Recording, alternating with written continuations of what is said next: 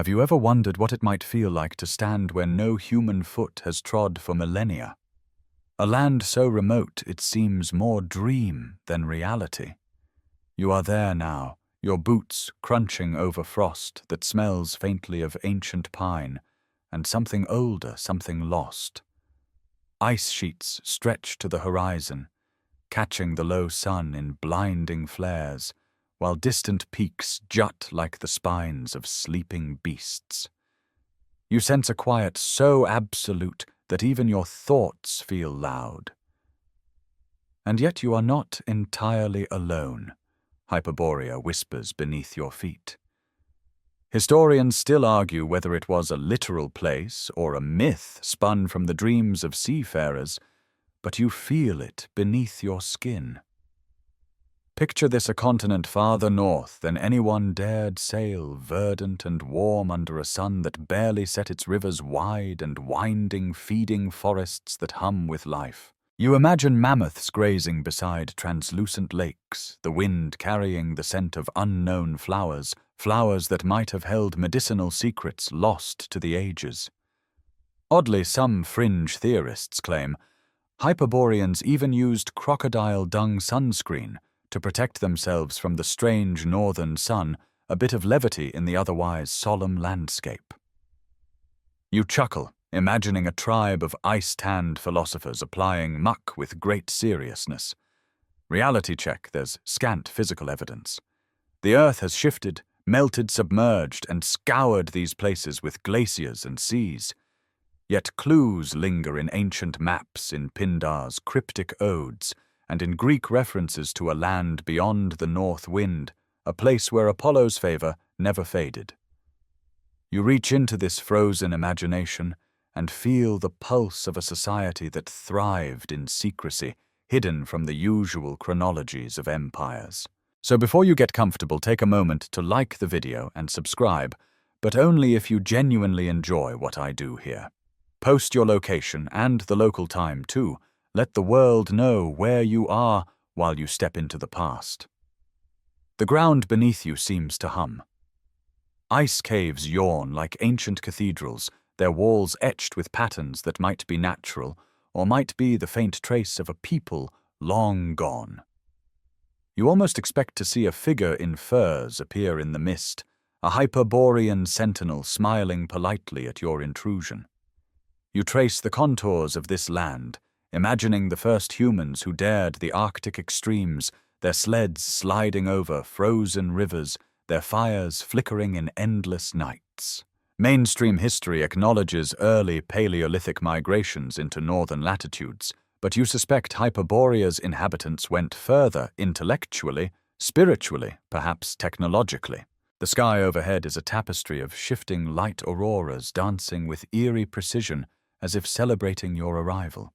You feel a strange kinship with explorers, cartographers, and dreamers who whispered of Hyperborea long before satellites or sonar. Scholars still debate whether these tales were metaphor, misinterpreted reports, or direct knowledge of a lost world. You notice fragments of memory in Greek myths, in Nordic sagas, in oddly placed relics that defy conventional timelines. Each is a breadcrumb in a vast frozen puzzle. As you trek deeper, the cold bites sharper, but it awakens your senses. You hear the distant roar of glacial meltwater, smell the resin of ancient conifers, see the sun glinting off frost-encrusted cliffs. Every step feels ceremonial. You recognize that Hyperborea is not merely geography. It is an idea, a repository of human longing for an untouched world, a testament to what was and what could have been. One might even imagine that if a Hyperborean philosopher were alive today, he'd be sipping coffee while chuckling at your fascination, murmuring, "Ah, you think you have discovered us." You pause on a ridge surveying a valley filled with fog that coils like restless spirits. You realize this is not a land to conquer, but to ponder. And as your imagination stretches, blending known history with whispered legend, you feel a subtle thrill, the thrill of touching something just beyond the veil of certainty. Ancient pollen grains, perhaps preserved in ice cores, hint at forests that might have existed here.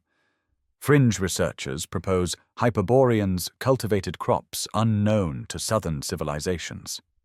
Mainstream historians counter that such claims are speculative at best. Yet standing here in the hush of an imagined polar paradise, you do not mind ambiguity. A final thought as the wind tugs at your hood: you are both witness and participant in this mythic narrative. Hyperborea may never return in maps or textbooks, but it thrives in your mind, a frozen pulse at the edge of human memory, and with each breath you feel its cold, sweet air filling your lungs, urging you onward deeper into a story that has been waiting for you for thousands of years. The continent waits, patient, eternal, and maddeningly elusive, and somehow you are exactly where you are meant to be, standing at the very beginning of an untold story. Look up. The sky above Hyperborea is not merely a backdrop. It is a living, breathing map of forgotten knowledge. Stars trace constellations that are thermo, a familiar yet subtly off, as if their arrangement was once tailored for eyes attuned to a colder, more luminous world. You feel a shiver, not just from the icy wind, but from the realization that celestial navigation might have been second nature to Hyperboreans long before the compass or sextant existed. Historians still argue whether northern mariners of antiquity could have used such knowledge systematically, or if it was an art lost to folklore. As you squint at the glimmering horizon, you imagine sky charts drawn on birch bark or etched into bone symbols and lines so precise they rival modern astronomy. There's a quirk to this. Some fringe theorists insist that Hyperboreans calculated the movement of the sun and planets with a mechanical device that predates Antikythera by centuries. Picture a polished wheel of bronze spinning with hypnotic precision, ticking away secrets of lunar eclipses and equinoxes. You chuckle at the mental image, an ancient engineer sipping fermented berry juice, adjusting tiny gears with the solemnity of a conductor. Modern science has yet to confirm such artifacts, but you are suspended in the possibility, feeling the thrill of discovery that never was, yet might have been. Beneath you, the ice shimmers with embedded minerals, catching light like scattered gemstones, as if reflecting the knowledge that once guided the Hyperboreans. You trace imaginary lines between the peaks and valleys, hypothesizing routes along which astronomers may have journeyed to observe rare celestial events. You think about the mainstream historical fact that the Greeks knew of circumpolar stars, and that Polaris was not always as prominent. Yet Hyperborean skies may have included stars invisible to Mediterranean eyes, giving them a map unique to the far north. You imagine priests, scholars, or perhaps mystics using these skies to mark planting seasons or ritual timings, their chants echoing against icy cliffs. And then there's the debate about auroras. Some suggest that these lights were considered messages from deities or signs of alignment in a cosmic calendar.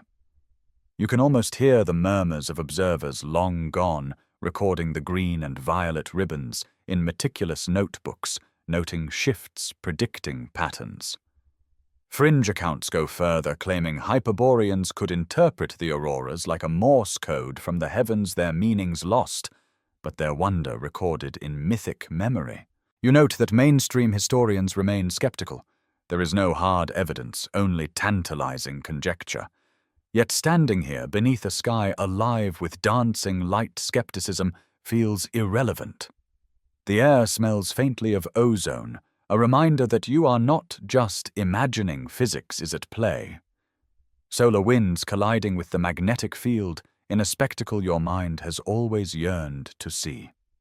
You feel connected, as if the same energy that once inspired Hyperborean astrologers now hums along your skin, urging your imagination to fill in gaps where evidence fails. You picture a scholar staring through a primitive lens, or even a crystal charting star, movements, noting their influence on tides, climate, and ritual. The mainstream acknowledges ancient astronomy in civilizations like Babylonia and Egypt, but Hyperborea's northern latitude may have offered perspectives never recorded elsewhere. You step closer to the edge of a ridge, looking down at a frozen valley where mist curls like ink in water. You imagine a council of Hyperborean sky watchers huddled around a glowing brazier, debating how best to track the slow drift of constellations. One claims that a particular alignment heralds prosperity, another warns of calamity. Historians still argue whether these debates were spiritual practical, or both, a question that only deepens the mystery. Fringe theorists suggest they might have had a proto-astrophysics observing comets and meteor showers with the precision of modern observatories. You smile, thinking that if you tried that today, you'd probably just get frostbite and a stiff neck. Amid the cold and brilliance, you realize that Hyperborea's skies were more than a tool. They were a story, a calendar, a guide for both the mind and soul. Even the auroras, the shifting light, might have been considered sacred, woven into the rituals of a people whose understanding of the cosmos outstripped their southern neighbors. You imagine lines etched in stone or wood marking cycles of the sun-moon, and planets, each one a silent testament to ingenuity long forgotten. Mainstream historians remind you that northern Europe and Siberia had human settlements capable of impressive astronomical observations, but you sense that Hyperborea took it to an art form blending science, ritual, and aesthetic pleasure. Finally, you tilt your head back, letting the cold bite of the wind sharpen your awareness. You notice patterns repeating in the stars, auroras streaking in rhythm, and you feel the pulse of something bigger, a civilization attuned to its environment, the heavens and time itself, in a way we can only reconstruct in fragments. Fringe theories may exaggerate, and scholars may quarrel endlessly. Yet standing here beneath that sky, you feel a strange kinship with the Hyperboreans, as if for a moment you have inherited a shard of their vision. And in the quiet glow of auroral light, you realize you are not just observing history, you are participating in it, a witness to the celestial imagination of a people whose knowledge may have touched the stars before ours ever did. You hear them before you see them, the echoes of stories, myths, and half-forgotten songs carried across centuries, tugging at the edges of your mind. Hyperborea, they say, is a land that exists more vividly in tales than in maps. You sense the hum of oral traditions passed from traveler to traveler, poet to poet, like an invisible thread stitching distant cultures together.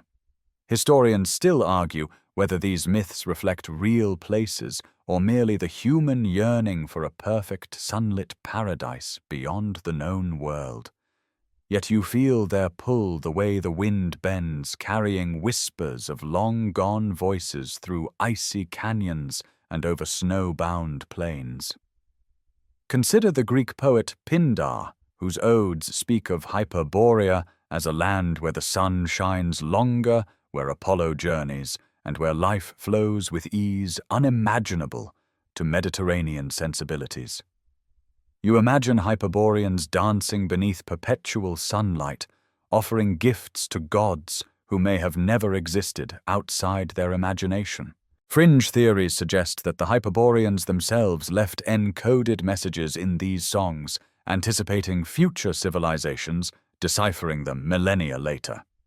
You chuckle at the thought, humans always trying to leave breadcrumbs in time, some of which inevitably get eaten by history's metaphorical crows. The stories do not stop there. Northern sagas oddly mention a land beyond the known ice where wisdom is preserved in crystal towers or subterranean libraries.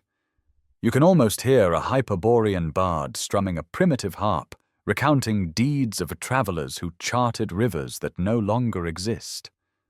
Mainstream historians caution that such tales may be simple metaphor, an allegory for unreachable ideals, yet you feel the threads connecting disparate myths across Europe, hinting at a collective memory of something once real. Some fringe theorists even suggest Hyperborea influenced Minoan and Egyptian myths, embedding itself subtly in the foundation of classical thought. You wander through this narrative landscape, noting the odd consistencies. Northern winds as messengers, eternal spring in hidden valleys, people with extraordinary longevity or wisdom. Imagine them gathering annually at sacred sites, celebrating celestial alignments, and teaching lessons in astronomy, philosophy, or medicine. You wonder if these gatherings inspired later rituals in the Mediterranean, if the echoes of Hyperborean festivals survived as Dionysian or Apollonian rites. Scholars still argue whether such cultural transmissions are coincidental or evidence of ancient contact. You feel the thrill of standing at the junction where myth bleeds into potential reality. And yet for every poem or saga there is a quirk, a detail so strange it might be a hallucination or perhaps a fragment of truth. Some texts describe Hyperboreans riding wind currents in delicate gliding vessels, an image that seems absurd until you consider the ingenuity required to travel treacherous northern landscapes efficiently. Mainstream archaeology finds no such evidence, but the metaphorical resonance cannot be denied. The air in these myths is thick with reverence, humor, and imagination. And you sense that Hyperboreans, like modern storytellers, loved to toy with reality, blending fact, speculation, and the sublime. You notice patterns emerging as you listen closer stories of knowledge, passed secretly of lands unreachable of wisdom, guarded jealously yet generously shared when the time was right. You follow these threads to the edges of known history, realizing that even if Hyperborea never existed in the physical sense, its influence permeates cultural consciousness. Fringe scholars speculate about psychic or spiritual transmission of knowledge, imagining a world in which Hyperborean wisdom was encoded in song memory and ritual rather than stone or metal.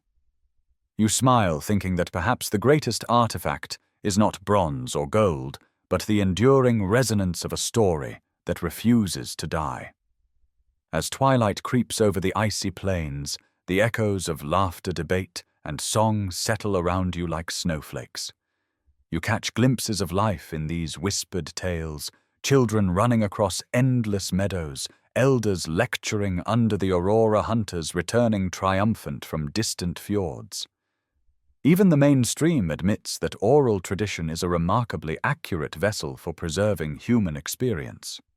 You realize that standing here, immersed in the accumulated echoes of centuries, you are not merely an observer. You are part of a chain of listeners, the latest node through which Hyperborea speaks, urging you to remember to imagine and to carry forward the stories that define it. And just as you lean into the chill feeling, the weight of countless narratives, you notice the air shimmer with possibility. Maybe Hyperborea was a place, maybe it was a dream, or perhaps it was both. Scholars still debate, poets still write. And you, standing in the shadow of forgotten ice, understand why these myths endure. They are invitations to explore, question, and marvel, bridging the gap between imagination and memory, the known and the unreachable. You bend down to touch the frost-crusted soil, imagining the rivers that once carved paths through Hyperborea, channels now swallowed by glaciers or vanished beneath rising seas. The contours of mountains stretch before you, their jagged forms reminding you of the lost geography scholars still debate. Could these peaks have been foothills guarding fertile valleys, or merely the exaggerated memory of travelers' tales?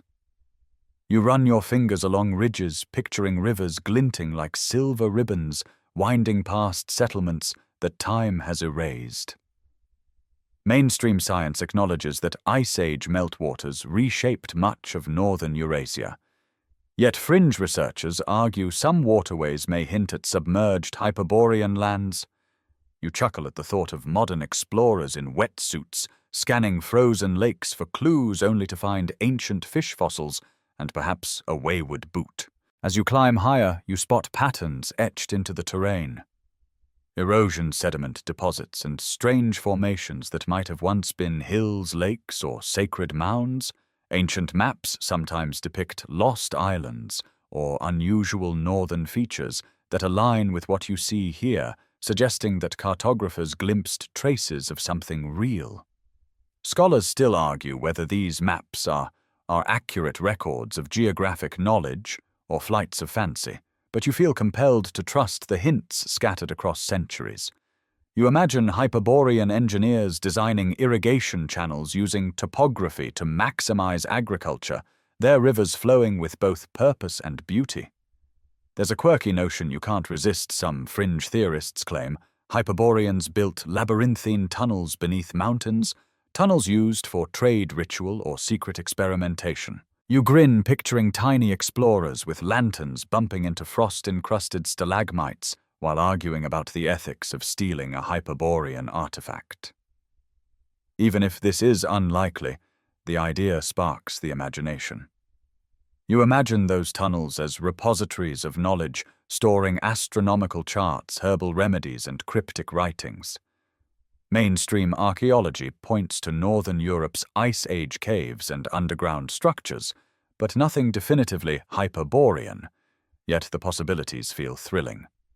As you traverse the frozen valley, you notice how rivers might have acted as lifelines connecting distant communities. Trade communication and the spread of culture would have relied on these waterways, just as civilizations later relied on the Nile or Tigris. You picture Hyperborean settlements along the banks, people paddling light canoes carrying goods, stories, and innovations. Historians still argue whether such northern societies could have developed complex trade networks, but evidence of early Mesolithic trade hints at human ingenuity in extreme environments. You imagine a trader negotiating over furs and minerals while sneezing from the cold, perhaps muttering a joke about frost-bitten toes, a reminder that even the lost world had humor. Mountains rise in jagged succession shadows, stretching like elongated fingers, guiding you toward distant highlands. You trace ancient glacier paths, imagining their steady grinding force, sculpting valleys and carving basins that later became lakes or fjords.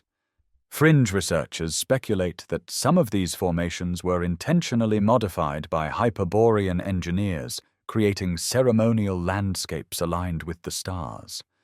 You roll your eyes playfully, imagining priests pacing back and forth, timing rituals with the sun's slow arc, while arguing whether a particularly tricky alignment might anger the gods. Mainstream geology insists that natural processes dominate, yet the idea of purposeful manipulation of terrain adds a magical dimension to the cold, precise landscape. You pause near a river mouth, sensing how vital water must have been. To survival, fishing, agriculture, and trade all depend on these veins of life.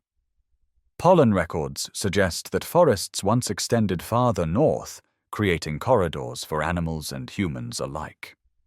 Fringe accounts claim Hyperboreans planted orchards of unknown fruits along riverbanks, but mainstream historians remain skeptical. The evidence is tantalizingly thin. Still, you imagine children chasing small animals along the banks, elders teaching astronomy under the shade of these long-gone groves, and storytellers recounting epic journeys across water and ice. And then the mountains speak. Well, metaphorically. You follow the curves of valleys and cliffs, each telling a story of erosion, migration, and survival. The landscape itself feels alive, as though remembering the footsteps, sleds, and chants of a civilization long erased. Scholars still debate whether Hyperborea was a single unified landmass or a series of northern islands, but standing here, you feel an intimate understanding of the geography, as if the hills and rivers themselves guide you toward hidden truths. A sense of reverence settles in. These contours, these channels, these peaks, they are more than rock and water. They are memory. They are possibility. They are the scaffolding upon which stories, myths, and perhaps real history were built. You trek on imagining the interplay between climate and terrain. Rivers that once nourished fields might now be frozen or rerouted lakes drained by glacial retreat. Yet even in absence, their imprint lingers. Fringe theorists suggest some of these lost waterways could correspond with mysterious artifacts found far to the south, implying ancient Hyperborean expeditions that we can barely comprehend. You laugh softly at the mental image of an archaeologist, scratching their head over a shard of pottery, wondering if it came from a sunlit northern land that never existed, or one that simply moved, melted, and disappeared beneath ice. The day wanes, sunlight glancing off mountains like brushed silver. You pause to look over the sprawling valley, letting imagination fill the gaps left by ice and time. You feel the pulse of Hyperborea beneath your boots, not just as a place, but as a network of rivers, mountains, and human endeavor. Mainstream historians may scoff at some ideas, fringe theorists may exaggerate, but for you standing here in the hush of lost geography, every ridge, every valley, every imagined river is alive. It is a stage for ancient ambition, ingenuity, and perhaps even folly, a stage that you alone get to witness today. You step cautiously into what might have been a Hyperborean settlement, or perhaps a clearing where humans once gathered, and immediately you feel the weight of society pressing around you. Not physically, of course, but as a presence that lingers in the ice and wind. Imagine a culture structured in ways, both familiar and alien families, living communally in longhouses carved from timber and bone. Elders revered for wisdom, and children learning celestial patterns before they could even count. Historians still argue whether northern communities of this era developed rigid hierarchies or operated as egalitarian bands, but you sense an elegance in the imagined order, a fluidity that allowed both survival and intellectual pursuit. There's a playful oddity to their daily life. Fringe researchers suggest that Hyperboreans had a tradition of ice sculpting, not merely for art, but for practical uses, cooling stores of food or marking ritual calendars. You smile picturing villagers arguing over whether the snow block representing a bear is more accurate than the one shaped like a hare. This quirky image is an essential part of the texture of the society. Humor, aesthetics, and ingenuity intertwined seamlessly. Mainstream archaeology acknowledges that northern peoples carved bone and wood, yet the notion of deliberate aesthetic play combined with utility sparks your imagination. You imagine communal gatherings under vast tents or beneath auroral-lit skies, elders instructing younger members in philosophy, astronomy, or herbal medicine. Food is prepared from hunted game and foraged plants, but you catch whispers of unusual cultivation techniques, perhaps orchards in sheltered valleys or subterranean greenhouses. Historians still debate whether northern latitudes could sustain intensive agriculture in prehistory, but you can sense the ingenuity needed to survive harsh winters while pursuing intellectual life. You even imagine a Hyperborean child mischievously hiding a frozen fish as a prank, an ancient reminder that humor is timeless. Trade and social interaction form the backbone of this society. You picture individuals carrying furs, medicinal plants, or carved ornaments along frozen rivers, exchanging not only goods, but ideas. Fringe theory proposes that Hyperborean emissaries visited southern civilizations, sharing knowledge in secrecy, perhaps influencing early Greek or Egyptian thought. Mainstream scholarship remains skeptical, citing lack of physical evidence, yet you can almost feel the invisible threads connecting distant cultures across latitude and time. You imagine a merchant from Hyperborea politely bowing as he exchanges a curious crystal for grains from the south, all under the glare of an auroral sky. Religion, ritual, and philosophy seem inseparable in Hyperborean life. You walk through imagined temples and ritual circles, sensing ceremonies designed to honor the sun stars and possibly deities that guided the land's fortune. Fringe theorists even suggest that Hyperboreans practiced a form of meditation using ice pools to induce visions, blending spirituality with physical challenge. You smile at the mental picture of a young initiate flailing in frigid water while an elder recites cosmological truths. There's a mix of reverence and comic absurdity that humanizes the culture. Historians still debate how much ritual influenced governance and social cohesion, but you feel certain that it was central to daily life. The arts flourish quietly. You imagine carvings on bone and ivory depicting animals, celestial phenomena, and abstract patterns, whose meanings might have been lost to time. Music resonates from simple instruments, perhaps a flute of bone or stringed harp accompanying storytelling and teaching. Mainstream archaeology confirms that northern cultures developed art and music, yet Hyperborea's reach might have infused these forms with unprecedented symbolism. Fringe accounts suggest some motifs align with constellations or sacred geometries, hinting at a sophisticated blend of aesthetic and scientific knowledge. You picture a festival where villagers dance around fire, singing in unison, laughter mingling with ritual chants, auroras framing the night sky, a society vibrant, alive, and astonishingly complex. Social roles appear fluid yet purposeful. You imagine skilled artisans crafting tools, philosophers contemplating celestial mechanics, and elders guiding young hunters along frozen rivers. Fringe researchers suggest Hyperboreans may have practiced early forms of governance, combining council deliberation with ritual authority. Mainstream historians remain skeptical, citing no written codices, but oral tradition alone could preserve intricate social organization. You even visualize a humorous scenario, a council debate interrupted by a mischievous child reminding you that life, no matter how sophisticated, always leaves room for small chaos. You pause to reflect on the society's relationship with knowledge. Curiosity seems revered, experimentation encouraged, mistakes tolerated as learning. You sense the reverence for both practical skill and abstract thought, the coexistence of humor and solemnity, and the constant tension between survival and enlightenment.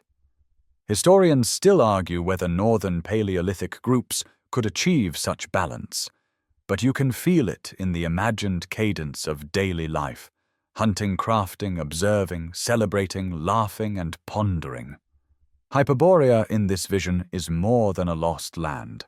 It is a testament to human adaptability and imagination. As you wander past longhouse remnants, ritual circles, and frost-etched carvings, you realize that the society's brilliance lies in its integration of survival, culture, and spirituality. Fringe theorists may romanticize, mainstream historians may hedge.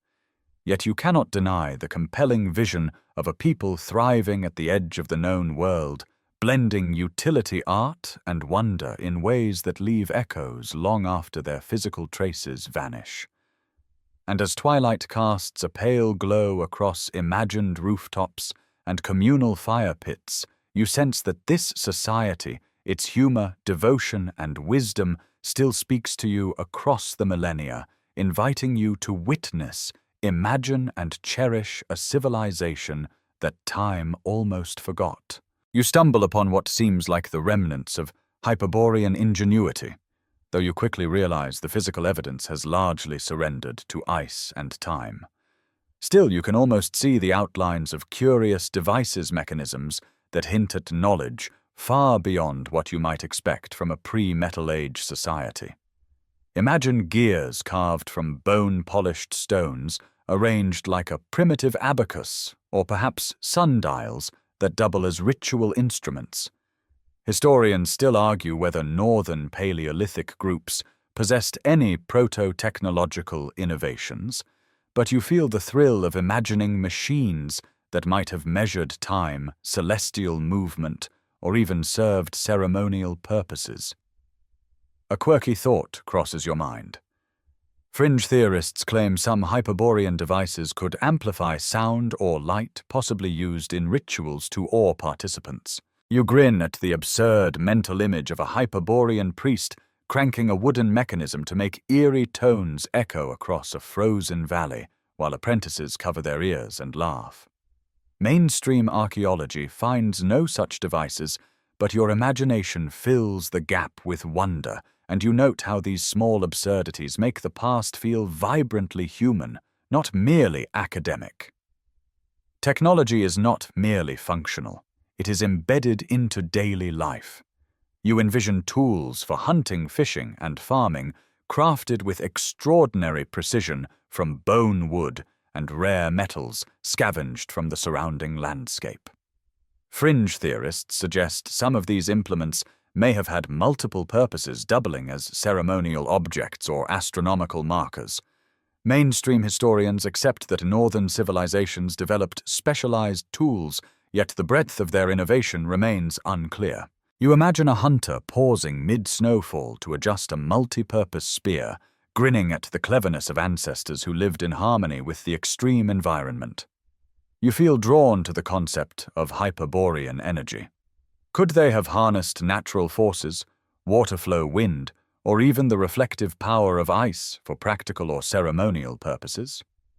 Fringe theories speculate that some structures align precisely with sunrises and solstices, suggesting knowledge of engineering that borders on the modern. Historians still debate whether these alignments were intentional or coincidental, but standing on a ridge, you can see the thrill of experimentation embedded in the landscape.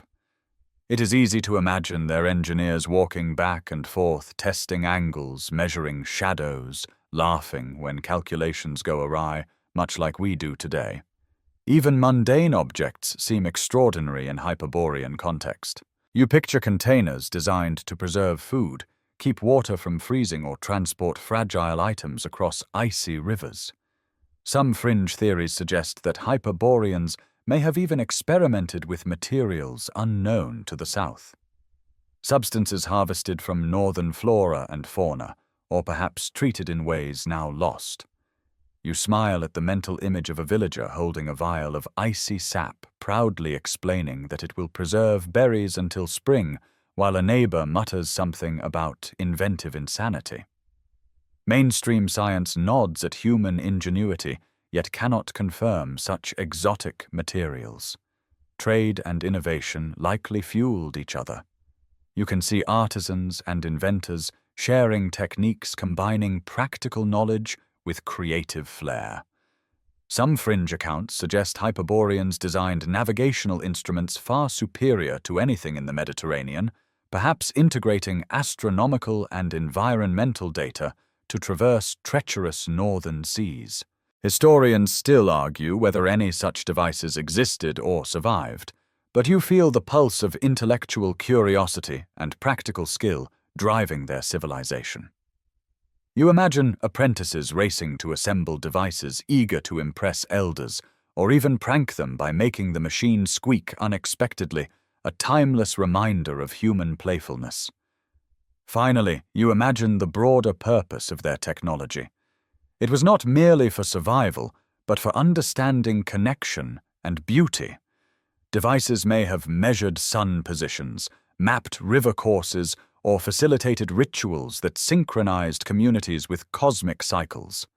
Fringe theorists posit that some Hyperborean tools had spiritual as well as scientific significance, a duality that modern engineers rarely achieve.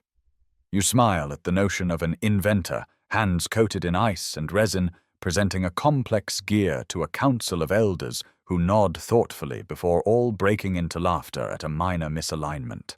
In every imagined artifact you sense intention, creativity, and play.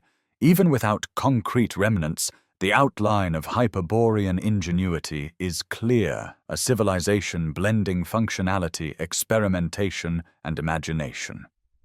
Mainstream historians may scoff. Fringe theorists may exaggerate, but standing here tracing the shapes of forgotten tools in your mind, you feel a pulse of ingenuity that transcends time. Hyperborea in its absence continues to teach, inspire, and delight those willing to see beyond the ice, beyond the myths, and into the heart of human curiosity itself. You step into a space that feels charged with unseen energy, as if the air itself remembers the chants and meditations of long-gone mystics. Hyperborea's oracles and seers seem less like caricatures of mysticism and more like guides attuned to rhythms of nature, sky, and mind. You imagine an elder sitting cross-legged atop a frost-covered plateau, eyes closed, murmuring incantations to align human thought with celestial motion. Historians still argue whether northern cultures developed formalized spiritual practices, or if what survives is merely the embellishment of later storytellers. Yet you feel a quiet reverence, as though the ice beneath your fingers hums with latent knowledge. There's a whimsical fringe claim that Hyperborean dreamers could predict seasonal shifts by interpreting patterns in migrating birds or the shape of cloud formations, a combination of observation, intuition, and imagination. You smile, picturing a scholar pointing to a lone raven and declaring, "Tomorrow the snow will bend like a bow," as apprentices jot notes furiously, half skeptical, half awestruck. Mainstream historians acknowledge that early peoples closely observed nature to forecast survival needs. But Hyperborean precision might have bordered on the extraordinary blending practical survival with spiritual insight. The mystics were also storytellers. You envision circles of listeners gathered around fires, absorbing lessons encoded in allegory and chant.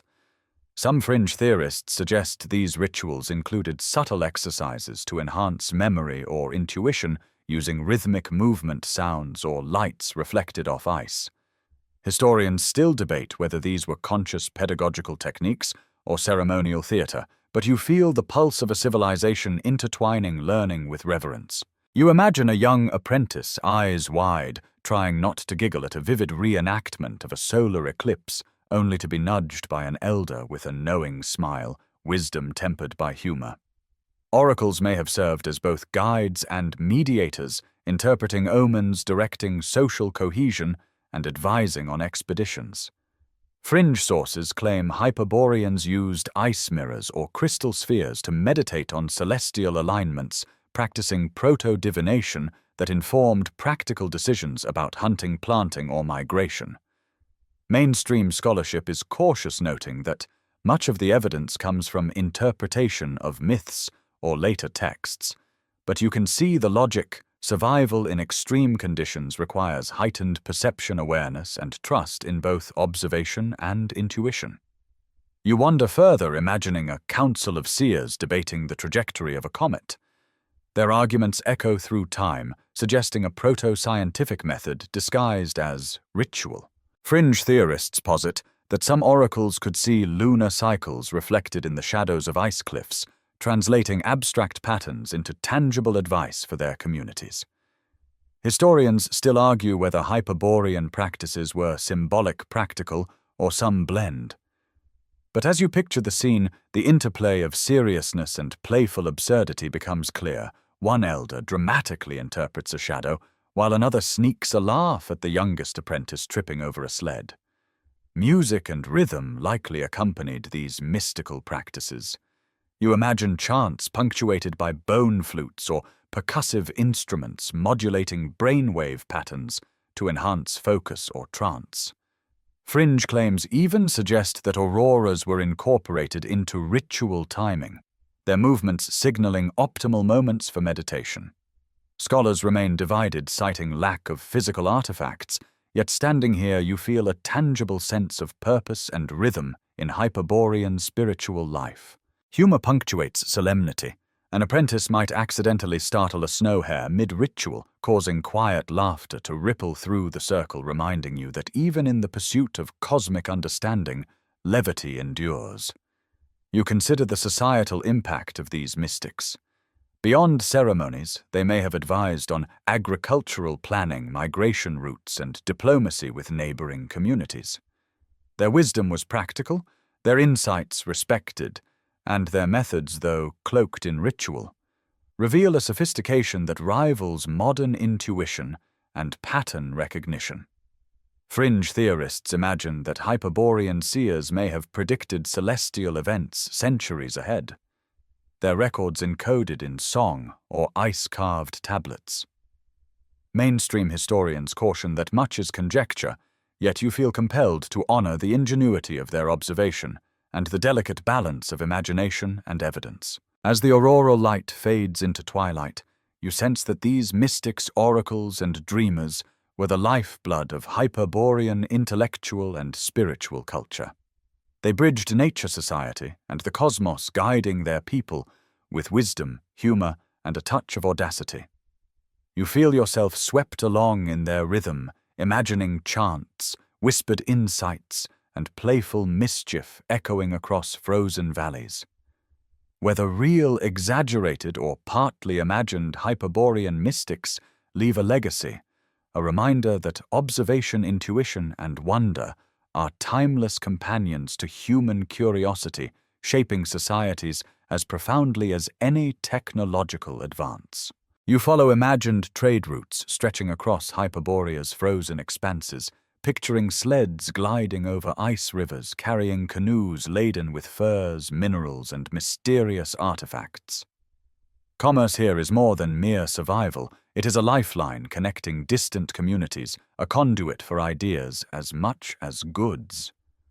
Historians still argue whether Hyperborea had structured networks for long-distance exchange or whether contact was sporadic and opportunistic. Yet you sense that innovation and culture traveled these icy veins, shaping the civilization in ways that leave tantalizing traces in folklore and myth. There's a quirky notion fringe theorists suggest. Hyperborean traders employed encoded markings on sled runners or snow markers to communicate routes to allies while misleading rivals.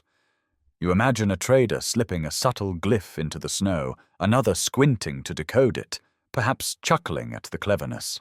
Mainstream historians accept early humans in northern latitudes engaged in trade and exchange, but the idea of deliberately cryptic navigational cues adds a layer of sophistication and playfulness that feels distinctly Hyperborean.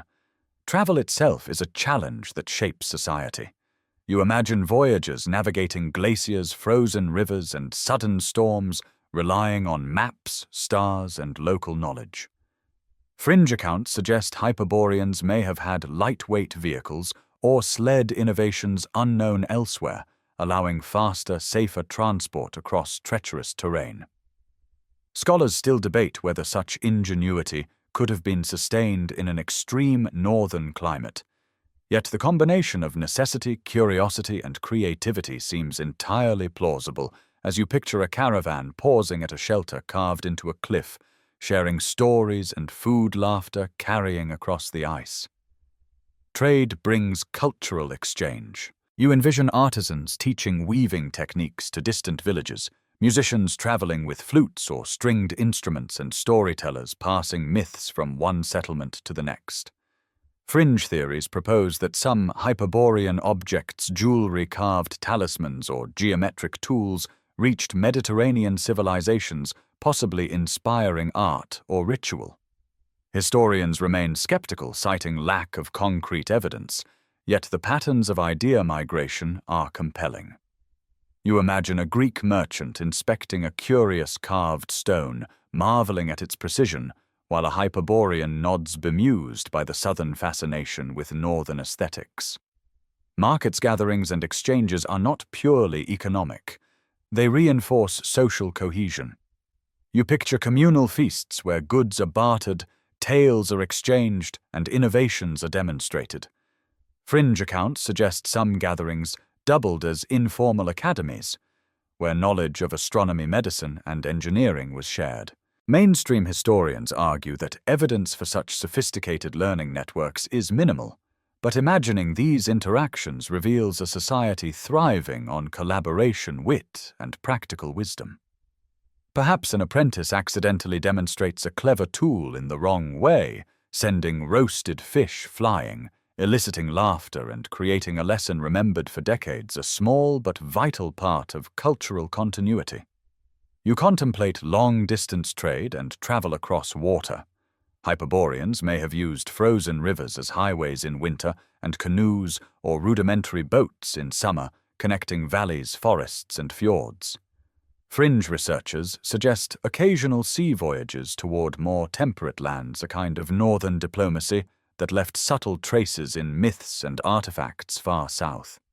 Historians still debate the plausibility of such voyages, given ice storms and unknown currents, Yet imagining daring adventurers skimming past icebergs sparks a sense of awe and admiration. Art and knowledge flow along these routes. Musical motifs, ritual practices, and technological insights accompany commodities shaping Hyperborea's culture and extending its influence. You imagine flutists performing for distant tribes, geometric carvings, inspiring distant builders, and stories of celestial events, traveling with merchants, subtly altering calendars or rituals. Fringe theorists posit that some of these exchanges may have sown the seeds of myths in Mediterranean cultures. Mainstream scholarship remains cautious, yet the interplay of commerce and cultural transmission feels undeniable. Trade is not just a means to survive, it is a bridge across time and imagination. By the time twilight settles over frozen riverways, you sense Hyperborean society as interconnected, adaptive, and endlessly inventive. Trade is more than economics. It is storytelling, education, and diplomacy. Every sled track, every artifact exchanged, every whispered story carries a pulse of life and ingenuity. And as you trace these imagined networks across valleys and ice, you realize that Hyperborea's influence, whether real or symbolic, demonstrates how ideas, much like rivers and sleds, can flow across landscapes linking minds, hearts, and histories in ways both tangible and magical. You pause to listen, and the wind seems to carry faint echoes of music and art from Hyperborea's lost halls. You imagine carvings etched into frost-coated stone, intricate patterns that hint at cosmology or storytelling. Perhaps both. Music might have risen from bone flutes or stringed instruments, accompanying ceremonial dances, communal gatherings, or solitary reflection. Historians still argue whether northern peoples had fully developed aesthetic systems, or if what survives is a fragmented imagination. Yet standing here, you feel the resonance of creativity vibrating across centuries, a reminder that beauty was as essential as survival in Hyperborean life. A quirky thought strikes you. Fringe theories propose Hyperborean instruments were tuned to mimic auroral frequencies, creating a harmonic link between sky and sound. You chuckle, picturing an ensemble of villagers adjusting ice flutes while the aurora overhead shimmers in approval. Mainstream historians remain skeptical, citing lack of physical evidence, but the poetic imagery itself reveals the culture's deep engagement with both natural phenomena and human expression. Music, like the stars, seems to connect people across space and time. Art extends beyond sound. You imagine carved talismans, pottery decorated with swirling patterns, and geometric designs aligned with celestial events.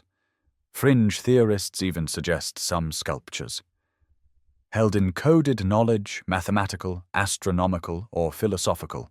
Scholars still debate whether these patterns were purely decorative or carried intentional meaning.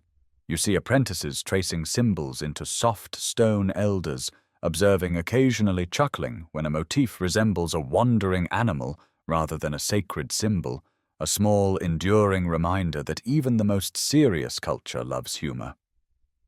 The sensory tapestry continues. You can almost smell pigments made from ground minerals, hear the scraping of tools, feel the cold air brushing against fingers as artists shape ice or wood. Hyperboreans likely fused art and ritual, creating works that were both functional and aesthetic, decorating ceremonial spaces, marking calendars, or encoding knowledge. Historians note parallels in northern European cave art, but Hyperborea's reach, imagined or real, seems more deliberate, sophisticated, and multidimensional. You envision an elder guiding a novice, whispering, "Observe the rhythm of the river. It will guide your lines, blending practicality, observation, and imagination." Dance and movement accompany these creations. You see rhythmic ceremonies under the auroral glow, bodies mirroring the motion of rivers, wind, or stars. Fringe theories suggest some dances encoded knowledge of migration routes or celestial patterns. Scholars still debate whether such rituals were purely spiritual, educational, or social. But the interplay of motion, rhythm, and community is unmistakable. A playful misstep by a young dancer sends ripples of laughter across the circle, lightening the solemnity and grounding the scene in human experience. Hyperborean aesthetic sense may have influenced neighboring civilizations. You imagine a voyager carrying carved motifs to southern lands, inspiring decorative patterns or ceremonial forms. Fringe theorists posit that Greek and Egyptian designs could have faint Hyperborean echoes. Mainstream historians caution that direct influence is difficult to prove, yet you feel the imaginative bridge connecting cultures built upon shared human fascination with symmetry, rhythm, and beauty. Even a minor quirk, a slightly off-kilter design, becomes a signature of personality, hinting at individuality within a communal ethos. Finally, you reflect on the harmony of Hyperborean art, music, and architecture. Every carved symbol, every melodic phrase, every carefully arranged structure embodies a culture that cherished observation, expression, and shared experience. Historians may debate whether these achievements were widespread or limited. Fringe theorists may exaggerate, but you sense the heartbeat of creativity coursing through frozen valleys and auroral skies. Hyperborea's legacy is not merely in stone or wood. It resides in the human imagination, alive in every note line and pattern that has endured even in whispers across time. You step into the shadow of Hyperborea's northern forests, a cathedral of frost-laden pines and whispering evergreens, their scent sharp and earthy. Imagine the forests alive with creatures now mostly vanished: mammoths trudging through snow, reindeer herding in vast organized groups, and wolves tracing silent paths beneath the moonlight. Historians still argue whether humans coexisted with these megafauna in the far north long enough to shape culture and myth, yet you can sense the rhythm of life in this imagined ecosystem, the interdependence of people, animals, and landscape. A quirky notion appears, fringe researchers claim. Hyperboreans trained animals for practical purposes. Mammoths as transport, wolves as guardians, perhaps even reindeer as navigational partners.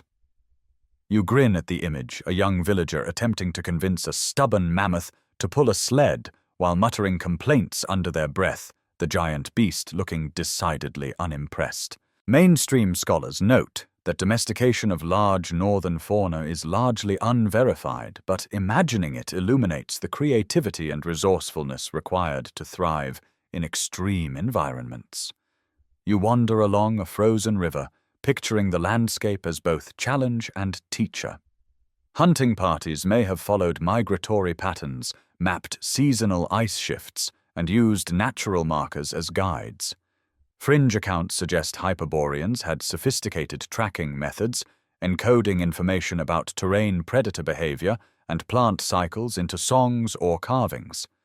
Historians still debate the extent of such ecological intelligence, but the idea that humans could weave survival and observation into art and story sparks your imagination.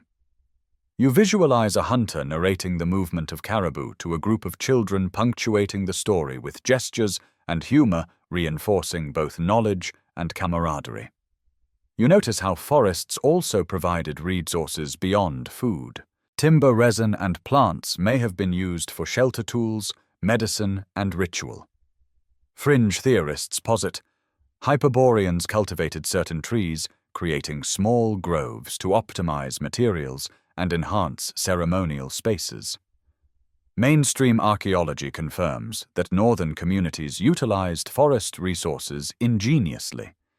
Yet the speculative element, carefully tended sacred groves, adds a spiritual dimension that feels fitting in this vivid tableau.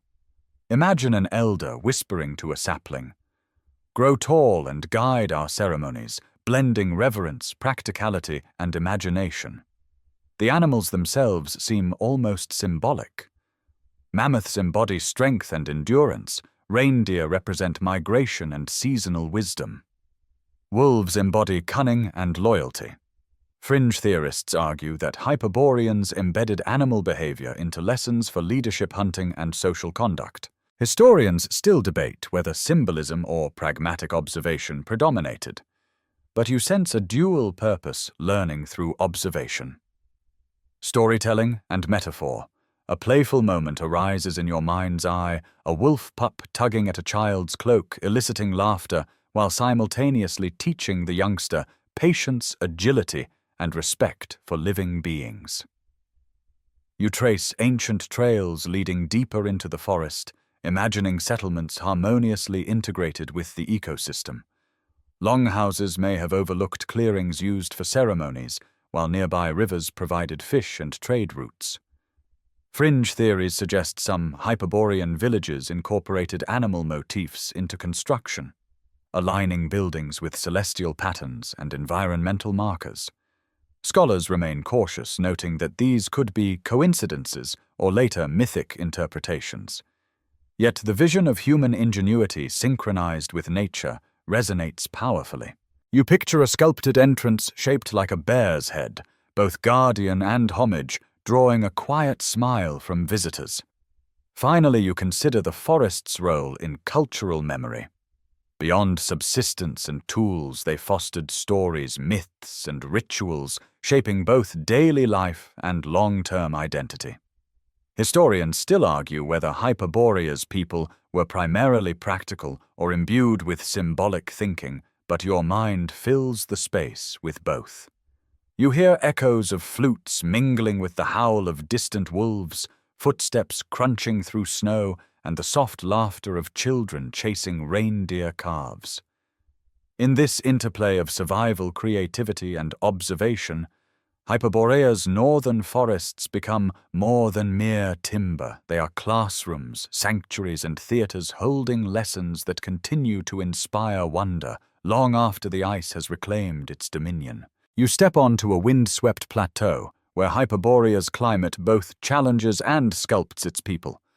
The cold is sharp, a tangible presence against your skin, and yet you imagine communities thriving here, their clothing crafted from layered furs, hides, and woven fibers designed to trap warmth without sacrificing mobility. Historians still argue whether northern peoples achieved such sophistication in textile and clothing technology, but you sense an intimate knowledge of survival embedded in daily life. Fringe theorists even propose that Hyperboreans may have used dyes derived from rare plants or minerals to denote status or affiliation, a whimsical thought that brings color to an otherwise frozen landscape. You pause to imagine a market day, villagers exchanging furs, tools, and knowledge, their laughter punctuated by the crunch of snow underfoot. The marketplace is a hub not just for goods, but for ideas, innovations, and culture. Fringe accounts suggest itinerant teachers or shamans traveled between villages, spreading skills in astronomy, medicine, and ritual practice. Historians still debate the extent of mobility in these northern societies, but envisioning these exchanges makes the community feel dynamic, interconnected, and alive. You smile, picturing a mischievous apprentice slipping a small carving into a merchant's bundle, eliciting both mock outrage and laughter, a universal thread in human social life. The plateau is also a vantage point for observing climate and seasonal patterns. You can imagine Hyperboreans using snowdrifts, wind patterns, and animal behavior to predict storms or locate fertile areas. Fringe theorists speculate that certain frozen peaks served as observatories, aligning with solstices, or the paths of auroras, merging practicality with ritual observation. Scholars still debate whether such alignments were intentional or coincidental, but standing here you feel the thrill of possibility. The sense that human ingenuity and environmental awareness intertwined in ways modern observers can only speculate upon. As you trace the contours of the plateau, you envision hunting techniques refined over generations. Large game like reindeer or bison may have been pursued with collaborative strategies, using natural funnels in the terrain, to guide herds toward hunters. Fringe theories even propose rudimentary but effective mechanical traps or signaling systems to coordinate groups across distance.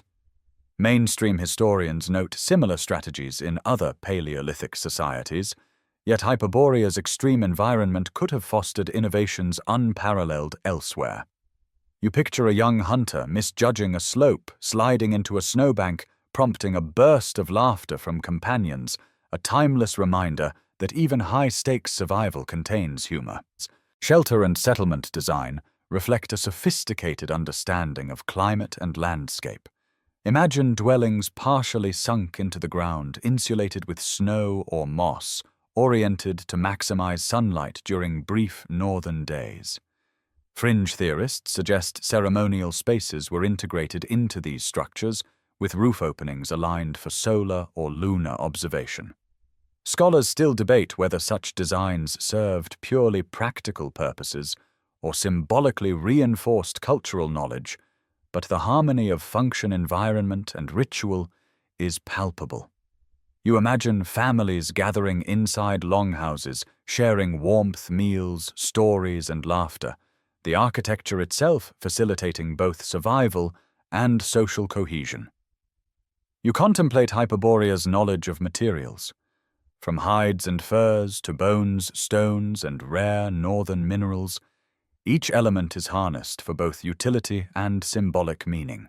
Fringe theories suggest certain stones were deliberately shaped for astronomical or ritual purposes, scattered across landscapes as markers or teaching aids.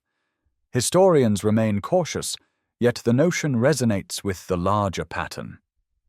You've imagined a society in which observation, creativity, and practicality converge seamlessly.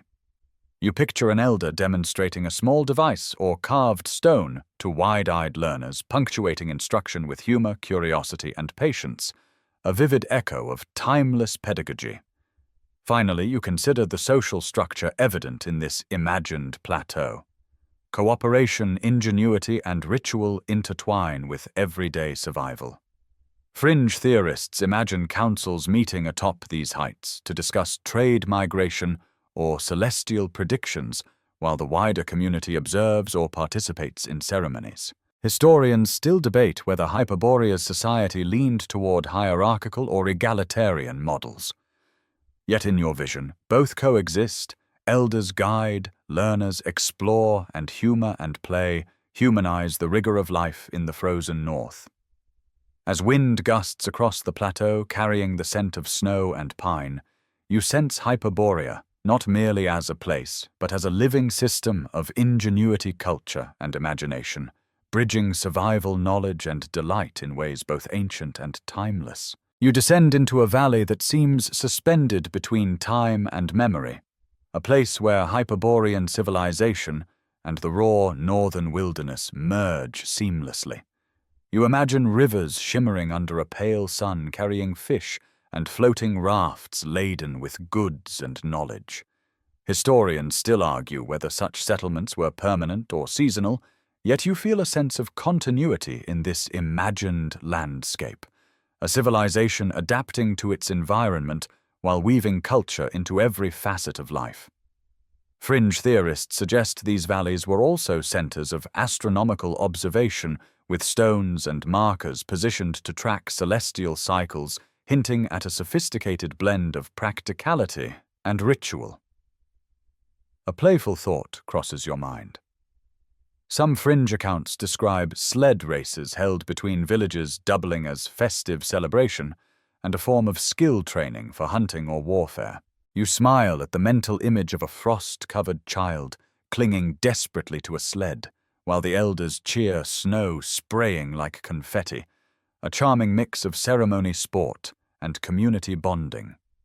Mainstream historians accept that communal games and rituals existed, though details are largely lost to time.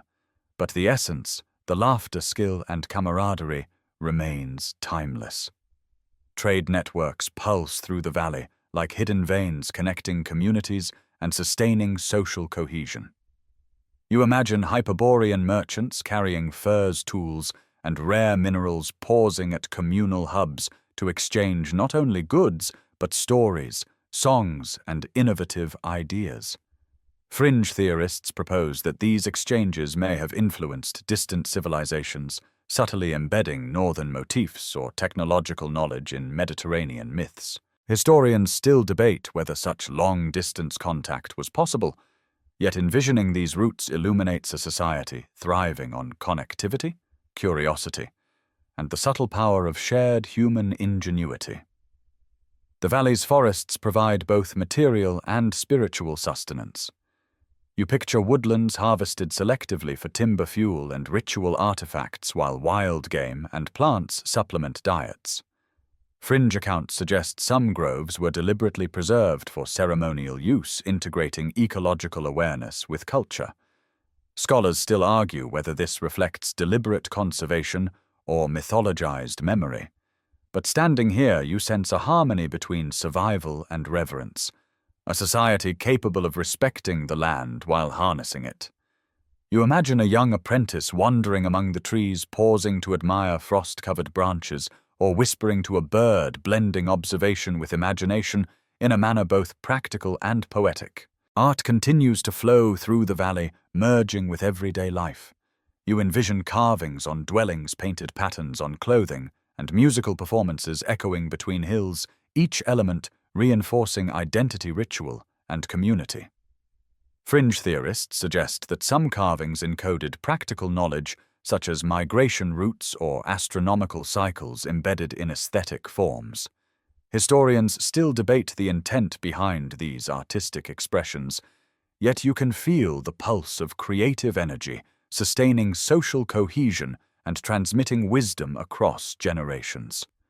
A small comedy arises in your mind's eye, a misinterpreted carving sparks laughter during a ceremony, proving that even the most solemn art carries room for delight. You consider the broader societal implications of this valley life. Governance, decision-making, and ritual likely intersected in communal spaces, balancing hierarchy with egalitarian practice. Fringe theorists imagine councils convening in stone circles, discussing trade conflict or celestial observation, while the wider population participates in ritualized learning and celebration. Historians remain divided on the prevalence and form of such structures, yet your vision paints a vibrant, participatory society, pragmatic, observant, inventive, and joyful. Humor persists in small gestures, the accidental toppling of a ritual marker, the playful teasing of a clumsy apprentice, the shared exclamations during sled races, reminding you that life, even in extreme climates, is never devoid of levity. Finally, the valley teaches you about resilience. Life in Hyperborea demanded adaptation, observation, creativity, and collaboration. Fringe theories speculate that seasonal migrations, environmental challenges, and communal rituals strengthened social bonds, embedding knowledge into culture. Historians still debate the accuracy of such reconstructions, but you feel the pulse of a society attuned to both the land and its own human capacities. Standing on a ridge overlooking the valley, you sense the rhythms of Hyperborea survival, intertwined with artistry, observation, paired with imagination and enduring humor, threading every human interaction across the ice and snow. You climb toward a rocky outcrop overlooking Hyperborea's northern coastline, imagining waves crashing against jagged cliffs and the icy spray mingling with auroral light. Trade and exploration extend to these shores, where people launch simple vessels to fish, transport goods, or make daring voyages along treacherous northern seas. Historians still argue whether Hyperboreans reached beyond local waters or engaged in maritime trade, yet imagining these journeys fills you with a sense of bravery, curiosity, and adaptability. Fringe theories propose that some voyages may have reached southern civilizations, leaving faint cultural imprints that endure in myth and art. A playful thought appears. Fringe accounts suggest that some Hyperborean sailors wore brightly colored furs to signal one another across foggy channels, almost like early maritime semaphore. You laugh, imagining a small flotilla of fur-clad voyagers waving arms and shouting, "No, not that way!" while a curious seal observes in confusion.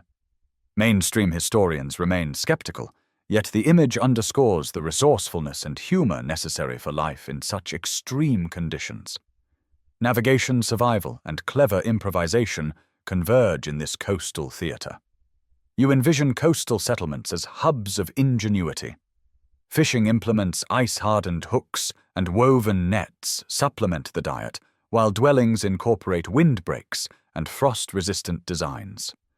Fringe theorists speculate that coastal communities also housed ritual sites aligned with tides or lunar cycles, blending practicality with ceremonial awareness. Scholars still debate the prevalence and purpose of such alignments, yet you sense an integrated culture in which observation of the environment is both scientific and spiritual. A young apprentice might stumble while testing tidal predictions, prompting laughter and gentle instruction, highlighting the human touch in every learning process. Maritime trade likely fueled the spread of ideas as much as commodities. You imagine merchants carrying carved talismans, musical instruments, or knowledge about celestial observation to distant northern villages, forging connections across land and sea. Fringe theories posit that such networks could have influenced distant Mediterranean cultures, perhaps inspiring myths of northern lands or strange artifacts. Historians still question the evidence, yet imagining these networks illuminates the vitality of cultural exchange, emphasizing that Hyperborean ingenuity was not confined to survival alone.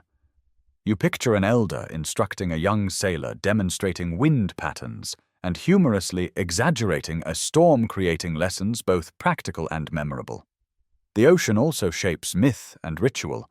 Coastal ceremonies likely honored the sea tides and migratory creatures, embedding natural cycles into cultural life. Fringe theorists suggest that Hyperboreans may have observed whale movements, ice formations, or auroral patterns to time seasonal rituals. Historians still debate the degree of astronomical and ecological sophistication, but you can see a coherent pattern. Observation, ritual, and survival are inseparable. You even imagine a humorous scene where a ritual misfires, a ceremonial chant accidentally startles a flock of seabirds, sending the community into giggles, reminding you that play and solemnity coexist naturally. You ponder the interplay between land, sea, and imagination. Hyperboreans appear deeply attuned to their environment, translating observation into tools, rituals, and stories. Fringe theorists argue that coastal settlements may have housed proto-libraries of knowledge, inscribed on stones, bones, or carved ice, recording navigation, animal behavior, and celestial cycles. Scholars remain cautious about such claims, yet you feel the thrill of possibility. A child mimicking a seagull's cry to entertain friends, inadvertently reinforcing timing for tides or migration, illustrates how humor, play, and learning interweave seamlessly. Finally, the northern coast embodies Hyperborea's blend of survival, creativity, and community. Voyages, trade, ritual, and observation converge to create a living culture, resilient, inventive, and infused with delight. Historians may debate the details. Fringe theorists may speculate wildly, but you sense a civilization in which the land, the sea, and the human spirit coalesce. The wind carries whispers of laughter, song, and ingenuity across frozen cliffs and icy waters, inviting you to witness a society whose influence, real or imagined, continues to resonate through the threads of history, myth, and imagination. You move inland again, following rivers that snake like silver threads through Hyperborea's frozen landscape, imagining settlements clustered along fertile banks. These communities appear vibrant, self-sufficient, and deeply interconnected. Historians still argue whether such dense northern settlements could persist in extreme climates, yet you sense the ingenuity required to create thriving villages amid ice and snow. Fringe theorists suggest these rivers may have also served as symbolic pathways, guiding spiritual journeys or seasonal rituals, adding layers of meaning to everyday life. A quirky notion comes to mind. Some fringe researchers propose that Hyperboreans decorated riverbanks with carved stones or ice sculptures. As both navigational aids and playful markers, a kind of pre-modern treasure hunt.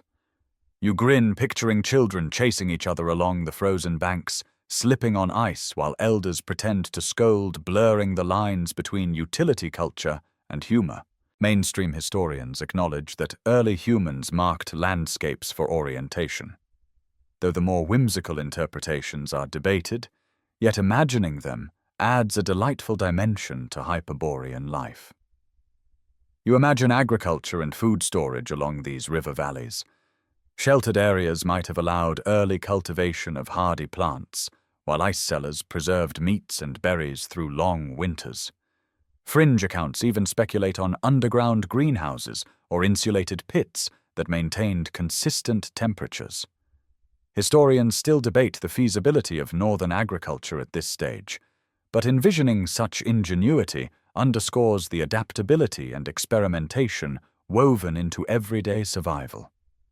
You picture a villager laughing as a rabbit discovers a hidden berry stash, a small joy punctuating practical innovation. Rivers also fostered social interaction and trade. Villages along waterways exchanged furs, tools, ritual artifacts, and knowledge, reinforcing alliances and communal identity. Fringe theorists suggest some river routes aligned with astronomical events enabling synchronized ceremonies across distances. Scholars remain cautious, but imagining coordinated rituals sparks a sense of sophistication. Elders consulting ice-carved maps, apprentices testing navigation, occasional humorous mistakes, reminding everyone that learning is iterative. A playful slip into the river might elicit laughter, bonding the community while reinforcing lessons about safety and observation. The environment shapes artistic expression too. You picture riverbank sculptures depicting migratory animals, celestial patterns, or legendary figures integrating practical knowledge with aesthetic delight. Music accompanies ceremonial events, flutes, drums, and stringed instruments echoing across water, reinforcing memory and culture. Fringe theorists even propose soundscapes designed to mimic the river itself, heightening awareness and connecting humans to their environment. Historians still debate intentionality, yet the interplay of observation, creativity, and humor is undeniable. A young performer's accidental note might prompt communal laughter, humanizing ritual, and reminding you that perfection is rarely the point. You consider the strategic importance of rivers for learning, observation, and storytelling. Elders teach children both survival skills and cultural knowledge, how to read ice-track animals or interpret celestial movements reflected in water. Fringe theorists posit that Hyperboreans embedded lessons into songs and games performed along riverbanks, a living curriculum blending entertainment, education, and spirituality. Scholars remain cautious, yet you feel the pulse of culture flowing like the rivers themselves, persistent, adaptable, and nourishing. Finally, the river valleys illuminate the essence of Hyperborea, resourceful, interconnected, and alive with observation, creativity, and humor. Communities thrive not just on survival, but on knowledge, art, and playful ingenuity, weaving environmental mastery with cultural continuity. Historians may debate the details, fringe theorists may speculate. But standing here in your imagination, you sense a civilization that transforms frozen rivers into lifelines, playgrounds, classrooms, and sacred spaces, leaving echoes that inspire curiosity and wonder even millennia later. You arrive at the edge of what might have been Hyperborea's ultimate frontier, a liminal space where mountains meet the sky and glaciers stretch toward infinity. Standing here, you sense both isolation and possibility. A civilization that thrived at the limits of the known world, weaving survival, culture, and wonder into a single seamless existence. Historians still argue whether Hyperborea ever truly existed as a physical place or remained a symbolic or mythic memory. Yet in your mind it pulses vividly, a testament to human creativity and resilience. A whimsical thought surfaces. Fringe accounts describe Hyperboreans constructing massive snow mazes for ceremonial games or problem-solving exercises combining entertainment training and ritual. You imagine a group of villagers navigating the labyrinth, slipping and sliding, teasing one another. Laughter ringing across icy plains, a reminder that even in austere climates, humor and play are essential threads in the fabric of life. Mainstream scholars remain skeptical, yet these playful visions offer insight into the human dimension of this culture, balancing ingenuity and delight. You consider the culmination of knowledge, art, and ritual. Hyperboreans may have built astronomical markers, ritual circles, or observatories atop cliffs and glaciers, integrating understanding of the cosmos with their environment. Fringe theorists speculate that these sites were also places for communal learning, where elders transmitted memory, philosophy, and practical wisdom through song storytelling and demonstration. Historians still debate the extent and purpose of such constructions, but the idea reinforces the image of a society harmoniously balancing survival, intellect, and ceremony. Trade and communication threads converge here as well. You envision sleds, riverboats, and coastal canoes converging at central hubs, carrying not only goods but ideas, stories, and innovations. Fringe theories suggest some Hyperborean travelers ventured beyond northern lands, their observations subtly influencing distant civilizations. Historians remain cautious, yet the narrative reveals a civilization interconnected through geography, knowledge, and imagination.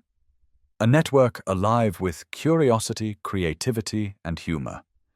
As you gaze across frozen peaks and auroral skies, you sense a society that revered observation, ingenuity, and play.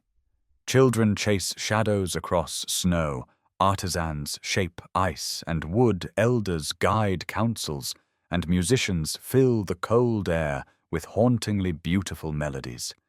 Even minor missteps, a toppled marker, a slipped sled, a misplayed note become moments of shared laughter, embedding humor into daily life and ritual alike. Hyperborea, imagined or real, emerges as a place where human ingenuity, observation, and delight coalesce. Finally, you feel the resonance of Hyperborea's legacy. Even if its physical traces have vanished, the spirit of this civilization, its curiosity, creativity, humor, and wisdom lingers in myth, imagination, and the stories we tell ourselves about the edge of the known world. Fringe theorists may romanticize historians, may debate, yet standing at this boundary. You understand that Hyperborea exemplifies the enduring human impulse to explore, observe, and create meaning, even in the harshest and most mysterious landscapes. It is a civilization of ice ingenuity, laughter, and thought whispering across time, inviting you to remember, imagine, and wonder.